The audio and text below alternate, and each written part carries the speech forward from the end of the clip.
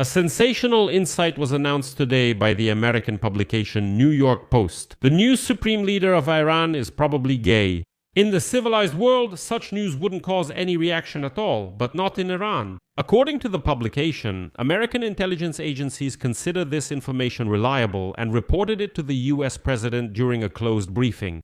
Sources from the New York Post claim that Mojtaba Khamenei allegedly had a long-term intimate relationship with his mentor. The intelligence, as noted, was obtained from one of the government's most highly protected sources.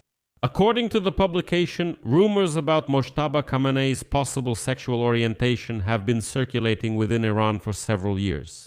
But the most important news is that at the same time, Iran strictly forbids same-sex relations. Same-sex relationships are a criminal offense and can be punished by death. And now, such a person has suddenly become the supreme leader of the country and even an Ayatollah, which undermines all the religious canons of Iran. My name is Alexei Pechi. Let's discuss this topic together. But before we start, I ask you to subscribe to this channel, like this episode, and leave any comment under this video. In addition, subscribe to my Telegram channel, Pechi News. The link is in the description of this video. There we publish breaking news as it comes in.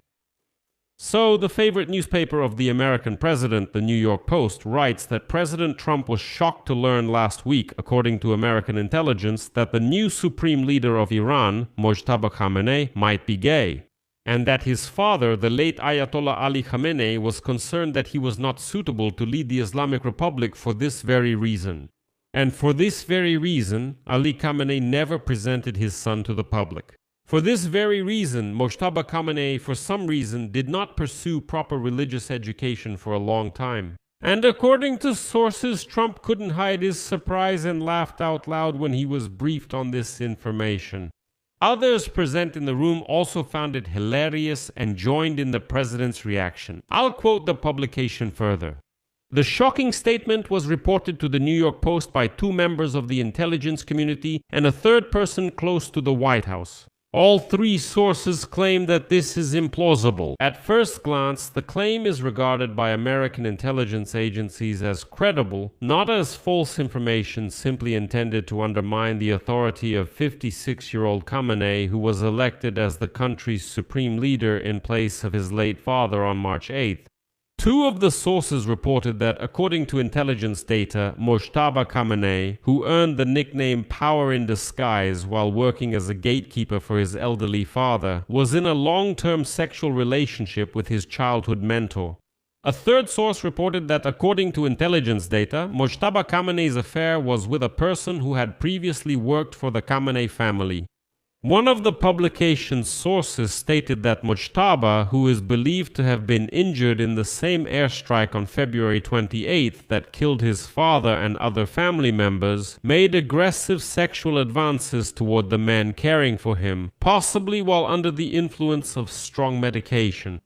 But the publication makes an important point. American intelligence agencies do not have photographic evidence or proof of Mojtaba Khamenei's alleged sexual attraction to men, but sources insist on the reliability of the information. One of them stated that it was, quote, obtained from one of the most protected sources available to the US government. But the most dangerous thing for Khamenei, according to sources, is the rumors about her alleged sexual orientation. The rumors were circulating inside Iran, at least since the helicopter crash in May 2024, which killed then-President Ebrahim Raisi, whom Ali Khamenei still considered the favorite for the position of the next supreme leader. And let me remind you that earlier Trump called Mojtaba Khamenei a weakling and an unacceptable candidate for the head of Iran. The new supreme leader is widely considered to be someone who will not give in to US demands to abandon the nuclear or ballistic missile program. And here is another quote from the New York Post. Some details of Mojtaba Khamenei's sex life have already been covered in the media and may support the accusation made. A secret US diplomatic cable from 2008 published by WikiLeaks described how Mojtaba Khamenei was treated in the UK for impotence, although the message did not specify what might have happened.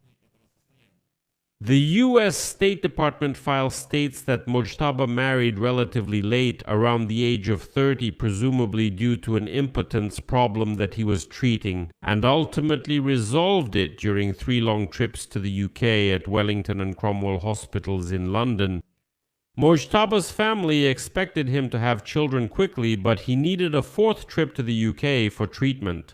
After a 2-month stay, his wife finally became pregnant, according to a document leaked to the press. So, it was reported that Mojtaba's wife, Zara, and his teenage son, Mohammed Bagder, were killed in an airstrike, which also killed his father. The new supreme leader has another son and a daughter. And I should note that the CBS News report on Sunday also mentioned the alleged homosexuality. It was said that the elder Khamenei, who has ruled Iran since 1989, preferred another successor, partly because of unspecified issues in Mojtaba's personal life. His father and others suspected that he was actually gay.